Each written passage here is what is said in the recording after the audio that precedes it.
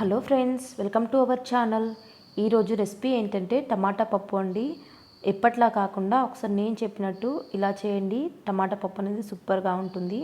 ముందుగా స్టవ్ వెలిగించుకొని ఒక ప్యాన్ పెట్టుకోండి. ప్యాన్ హీట్ అయిన తర్వాత ఒక 2 to 3 టేబుల్ స్పూన్స్ ఆయిల్ అయితే వేసుకోవాలి. ఆయిల్ వేడైన తర్వాత పోపు దినుసులను అయితే మనం వేసుకుందాము. ఇవి కూడా ఒక 2 minutes వేగిన తర్వాత ఒక ఉల్లిపాయనైతే వేసుకోవాలి. ఇది కొంచెం వేగిన తర్వాత 2 రెమ్మల కరివేపాకుని అయితే వేసుకుందాము. ఇప్పుడు మూత పెట్టుకొని ఒక 2 minutes అయితే మగ్గనివ్వాలి. 2 minutes తర్వాత చూడండి, మనకు ఉల్లిపాయ అనేది మొత్తం మగ్గిపోయింది.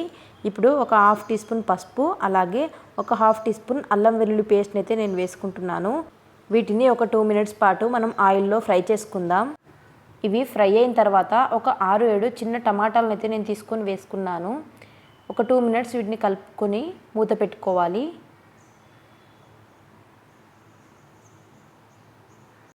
ఒక 5 minutes తర్వాత చూడండి, మనకు టమాటాలు అనేవి కొంచెం మగ్గాయండి. ఇవి మనం డైరెక్ట్గా ఆయిల్లో ఫ్రై చేస్తే టేస్ట్ అనేది చాలా బాగుంటుంది.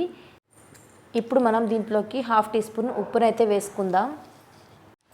ఒకసారి అంతా కలుపుకొని మూత పెట్టుకొని ఒక 5 to 10 minutes పాటు ఉడకనివ్వాలి. చూడండి, మనకు ఇక్కడ టమాటాలు అనేవి మెత్తగా ఉడికిపోయాయి.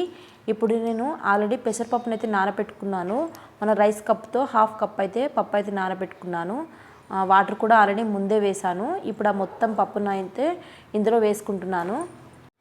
ఒకసారి మొత్తం కలుపుకొని ఒక 10 నిమిషాల పాటు లో ఫ్లేమ్లో పెట్టుకొని దీన్ని ఉడికించుకోవాలి. మధ్య మధ్యలో కలుపుతూ ఉండండి. పప్పు ఉడికిందా లేదా చెక్ చేస్తూ ఉండాలి. మనకు ఒక 10 నిమిషాల తర్వాత పప్పు అయితే ఉడికిందండి. ఇప్పుడు దీంట్లో ఒక 1.5 టీ స్పూన్ కారం అయితే వేసుకుంటున్నాను. అలాగే 1 టీ స్పూన్ ఉప్పు. మనం ఆల్రెడీ టమాటాల్లో వేసుకున్నాం కదా, 1/2 టీ స్పూన్. ఇప్పుడు 1 టీ స్పూన్ వేస్తే సరిపోతుంది. అలాగే 1/2 టీ స్పూన్ ధనియా పౌడర్ కూడా వేసి కలుపుతున్నాను. ఒక 2 minutes కలిపిన తర్వాత మూత పెట్టుకొని ఇంకొక 5 minutes లో ఫ్లేమ్లో పెట్టుకొని పప్పునైతే ఉడికించాలి. 5 minutes తర్వాత ఒకసారి మూత తీసి చూద్దామండి.